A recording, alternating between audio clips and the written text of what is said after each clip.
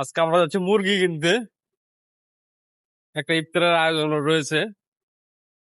আমরা কি কি রান্না করব সাথে থাকবেন, সম্পূর্ণ ভিডিওটা দেখবেন। তো আমরা চলে আসলাম মুরগির বাজারে মুরগি কেনার জন্য। তো সেদিকে অনেক বড় বড় মুরগি, তো এখান থেকে একটা মুরগি আমরা কিনে নিয়েছি। তারপরে আসলাম মশলা কেনার জন্য মশলার বাজারে। মুরগি এবং মশলা কেনা শেষে আমরা রোজা থেকে একটু ক্লান্ত, তাই একটু বসে rest নিচ্ছি। মশলা আর মুরগি এখন আমরা যাবো রান্না করতে।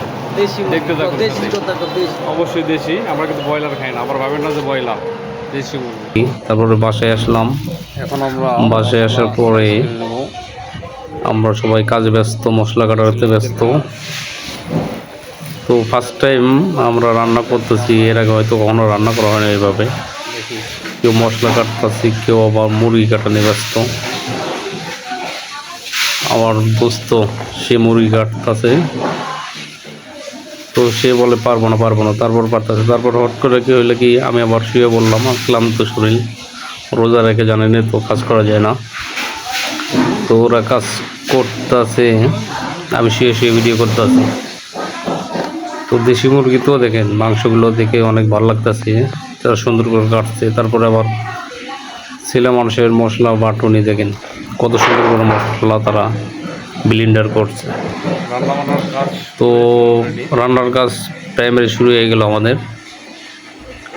রান্নার কাজ চলমান।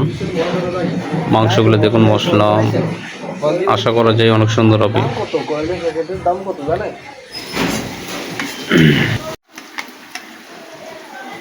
এখন দেবো একটু মশলা বাটা। পুরুষ মাসের রান্না তো অবশ্যই জানেন কেমন হতে পারে, তবে আশা করা যায় আপনাদের তুলনায় অনেক ভালো হবে, যেহেতু রমজান মাস।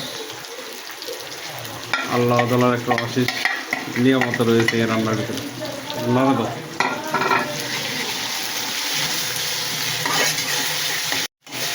এটাকে ভালো করে কষাই নিব। হলুদ 2 চা চামচ, 2 চা চামচ, বেশি 1 চামচ দেবো। অল্প করে দাও, বেশি ঝাল যাতে না হয়। দেখি জিরা। হ্যাঁ, বাহ বাহ, ব্যাচেলর আছে এত আইটেম, আশা করা যায় সুন্দর হবে। গুঁড়া ধনে হাতে দাও।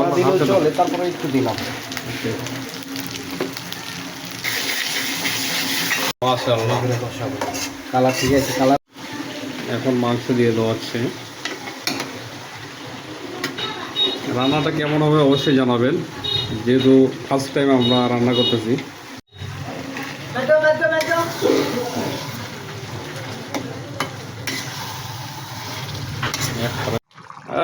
সেই স্বাদ, কেমন লাগছে তুমি?